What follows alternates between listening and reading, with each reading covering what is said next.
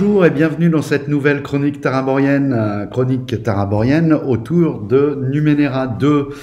Donc la deuxième édition du jeu, qui est plus une édition 1.1 en fait, qui se présente sous la forme, je vais y arriver, d'un slipcase comme ça, dans lequel on retrouve deux gros ouvrages.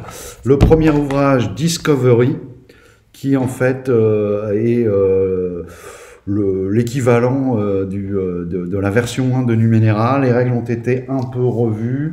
C'est toujours aussi classieux à l'intérieur, avec les plans. On va retrouver la mise en page à la Numenera avec cette petite colonne où ça vous renvoie à des explications qui vous renvoient à d'autres livres déjà parus, sachant qu'ils ont fait l'effort d'upgrader le jeu tout en faisant en sorte que tout ce qui est déjà sorti pour la première mouture du jeu est encore parfaitement utilisable, même si, notamment en ce qui concerne les suppléments d'options de personnages, ils perdent un peu de leur intérêt, vu qu'ils ont revu un peu les descripteurs et les fossiles pour les personnages. Donc là-dedans, on va retrouver tout le matériel du premier, avec vraiment quelques petits ajouts de règles. Il y a 2-3 points, je pense, qu'on a légèrement évolué. Enfin, si vous connaissiez les règles de la première mouture, vous ne serez pas perdu en jouant à ce jeu-là. C'est juste peut-être un peu plus clair encore. Et puis voilà, ils ont touché 2-3 petites choses sur les mécaniques, mais rien de fabuleux. À l'intérieur, on va également trouver une petite fiche très pratique qui reprend un petit peu toutes les tables qui vont servir au maître de jeu. En gros, pour vous donner un aperçu du système, avec cette fiche recto verso, vous avez quasiment le principal de ce que le maître de jeu a besoin pour mener la partie. Bon, il y a quelques autres tables qui peuvent être intéressantes, et puis il y a également les decks de cartes qui permettent de créer en fait à la volée, de rebondir quand vous avez besoin d'une rencontre, quand vous avez besoin d'un artefact ou d'un cipher, de le sortir comme ça. Une deuxième carte un peu plus volumineuse, mais c'est assez sympa ce qu'ils ont fait, c'est la marche à suivre pour créer votre personnage. Donc vous suivez chacune des étapes, c'est bien détaillé, c'est bien fait, et au final vous obtenez votre personnage. Je crois que ce qui a changé un peu, c'est également la feuille de personnage en elle-même. Alors elle a changé cosmétiquement, hein, essentiellement. Si vous connaissiez un petit peu les premières feuilles de personnages, là on est sur quelque chose de... Là, moi j'aimais bien la première, je crois même que je préfère la première. Là il y a des couleurs, on reste dans ces tons un peu bleu, violet, qui sont un peu la dynamique du jeu. Toujours sur les tranches, on peut voir les repères de couleurs qui vous permettent de vous repérer dans les chapitres. Donc ça, je dois dire que ce jeu, il est aussi très bien fait pour ça. Vous voyez, toujours sur les colonnes, les indications qui vous renvoient. C'est vraiment superbement bien fait. Ce livre-là, j'en parle pas plus parce qu'en gros, c'est une version, allez, on va dire 1.1, 1.2 de la première édition des règles. Donc ça va pas changer grand-chose. La grosse nouveauté, c'est ce deuxième ouvrage qui s'appelle Destiny et qui s'ouvre en fait par un mot de l'auteur qui explique pourquoi il a fait paraître cet ouvrage, hein, qui est quand même encore assez volumineux, surtout que Numenera est un jeu écrit, comme vous pouvez le voir, en caractère assez petit. C'est très dense en fait en termes d'informations. Le système est facile, mais il y a beaucoup d'informations, notamment des informations de background. Alors, l'auteur nous explique, donc Monty Cook nous explique que lorsqu'il a imaginé le jeu, il y avait deux axes principaux. Donc l'axe exploration, découverte des civilisations passées, puisque je vous rappelle qu'à Numenera, on joue le 9e monde, c'est la 9e civilisation. 8 civilisations nous ont précédés dans le monde, et puis elles ont prospéré jusqu'à leur apogée pour finalement connaître un déclin, voire une disparition. Mais il reste beaucoup de ruines et de vestiges de ces civilisations passées, et c'est en visitant, en explorant ces vestiges que les personnages découvrent des artefacts, des Numenera, des ciphers, etc. Et c'est un peu un trope très important, une thématique de jeu très important. Mais l'auteur nous dit qu'en fait, lui, il avait envisagé aussi une deuxième chose, c'est qu'après la récupération de ces éléments passés, qui sont technologiques, mais comme c'est un niveau de technologie qui a été perdu par la civilisation du 9e monde, qui est un peu retombée au temps moyenâgeux, et ben en fin de compte, on ne sait plus trop si c'est magique, si c'est technologique. C'est tout ce qui fait l'intérêt du jeu, c'est ce qui fait qu'on est en présence d'un jeu qui traite de science fantasy, et toujours cette petite chose un peu, ce qu'ils appellent weird, un peu, moi je préfère le terme de merveilleux, où en fait magie et technologie s'entremêlent de manière à ce qu'il y ait toujours un doute qui plane. Et puis voilà, le principe du jeu, c'est en fait de plus de poser des questions que d'y résoudre. Il y a beaucoup de choses qui sont volontairement laissées en suspension. Et donc le deuxième pendant du jeu, c'était de dire, une fois qu'on récupère ces objets du passé, eh bien le but c'est de s'en servir pour faire progresser la civilisation du 9e monde actuelle. Et donc pour cela, il manquait d'après l'auteur des outils, des choses, des règles, un peu de contexte, et puis également de gameplay, et puis aussi des nouveaux types de personnages. Alors ce qui est très intéressant dans cet ouvrage, c'est qu'on a 3 nouveaux types de personnages. Donc, en gros, le type de personnage, c'est ce qui va correspondre à la classe, si on veut rester dans une nomenclature sur les jeux traditionnels de fantasy. Donc, dans ce nouveau livre, vous allez avoir 3 nouveaux types de personnages. Les Arcus. Donc les Arcus, c'est des personnages essentiellement basés sur tout ce qui est interaction sociale. Ça va être des diplomates, ça va être des gens qui vont se mêler à la population, questionner la population, tisser des liens, construire des réseaux, etc. Avec bien sûr ce qui va bien, comme dans l'avancement du personnage pour leur permettre de pouvoir faire ça dans les mécaniques de jeu. Le deuxième type de personnage sera le Wright. Alors le Wright, c'est un peu des bâtisseurs. Parce que dans cette nouvelle mouture de Numenera, on va pouvoir, les personnages sont invités en fait à créer des communautés ou à se rattacher à des communautés et à bâtir des choses pour faire progresser ces communautés, en construisant des places fortes, comment on appelle ça, des machines qui vont permettre à chacune de ces communautés soit de se défendre, soit de prospérer, soit d'être plus efficaces dans leur agriculture, dans la pêche, dans tout ce que vous voulez. Et donc là, il y a une classe de personnages essentiellement basée là-dessus, qui est aussi des personnages qui peuvent à Numenera, c'est possible, avoir des ajouts sur eux-mêmes. Donc ils peuvent aussi construire, avoir un bras entre guillemets bio-ionique, enfin qui est entre la magie donc et la technologie.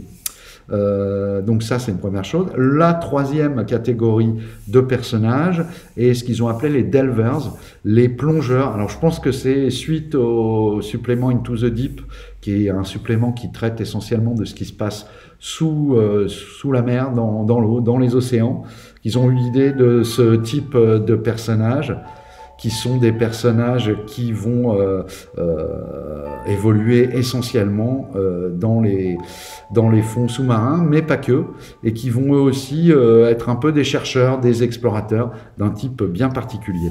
On pourrait les rapprocher par exemple des Seekers, qui sont dans l'option de personnage numéro 2, le deuxième volume d'option de personnage, où il y avait déjà 2 autres types, le Jint et le Seeker. Alors le Jinn fait étrangement penser à l'Arcus. D'ailleurs, je pense qu'il devient un peu obsolète avec l'Arcus. C'était peut-être une façon pour eux de commencer à jeter des tropes et de voir comment ça fonctionnait. L'Arcus paraît plus indiqué si on veut jouer ce genre de personnage orienté sur les échanges intercivilisationnels. Et puis le Delver, il fait étrangement penser quand même au Seeker. Bon, il faudrait vraiment rentrer dans le détail. En gros, maintenant, on a 6 classes de personnages, 8 si vous autorisez aussi le Jint et le Seeker, et peut-être y en a-t-il d'autres qui sont disséminés dans certains suppléments que je ne me suis pas encore procuré. D'ailleurs, n'hésitez pas dans les commentaires, si vous-même vous avez des suppléments avec des nouvelles classes de perso, n'hésitez pas à partager, ça me fera plaisir de découvrir ce que je risque de découvrir dans les semaines qui viennent. À la suite de ça, dans cet ouvrage, on va retrouver des nouveaux fossiles, des nouveaux descripteurs. Oui, je dis fossiles, je pense que c'est le pluriel de focus. Je suis pas sûr, hein, je le tente comme ça, mais vous ne voulez pas. Et puis également deux types de nouvelles mécaniques de jeu. Vous vous rappelez qu'il y avait les intrusions du MJ qui permettaient de mettre des bâtons dans les roues aux joueurs en faisant intervenir un élément et en leur donnant le marché clé en main. J'ai 2 points d'expérience.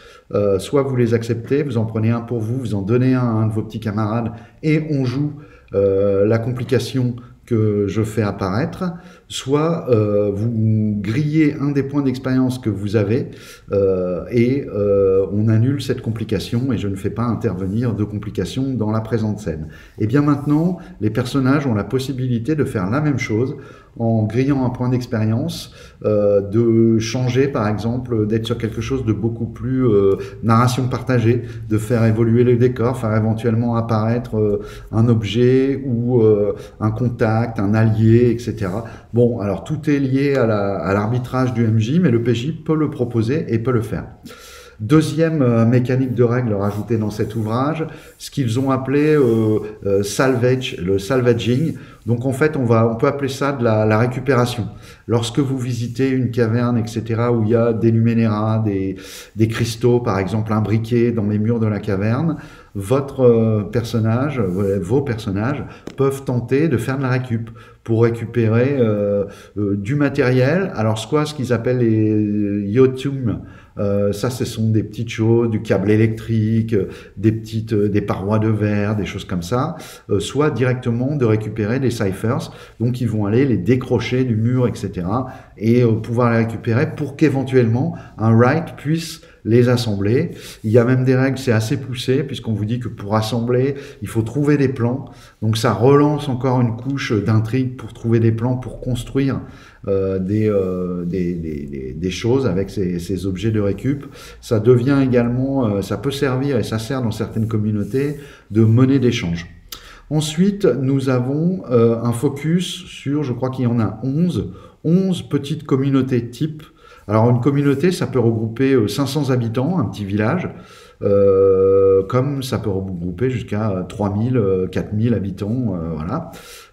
Donc là, il vous donne 11 petits exemples qui sont quasiment livrés clé en main, avec du PNJ, avec des rumeurs, avec des intrigues et plein, ça fourmille d'idées de scénarios, voire de campagnes.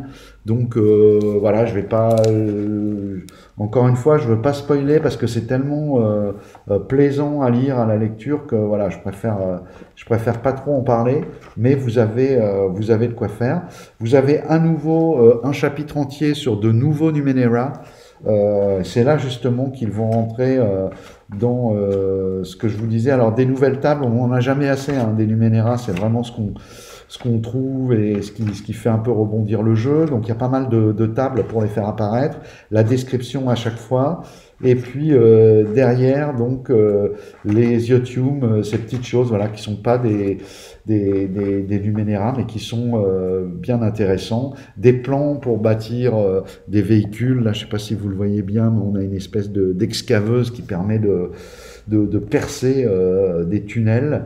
Voilà, c'est toujours très inventif. Là, on a des espèces de petites véhicules qui servent à sauter un peu façon libellule. Vous voyez qu'il y a un pilote dedans et ça vous permet de vous déplacer.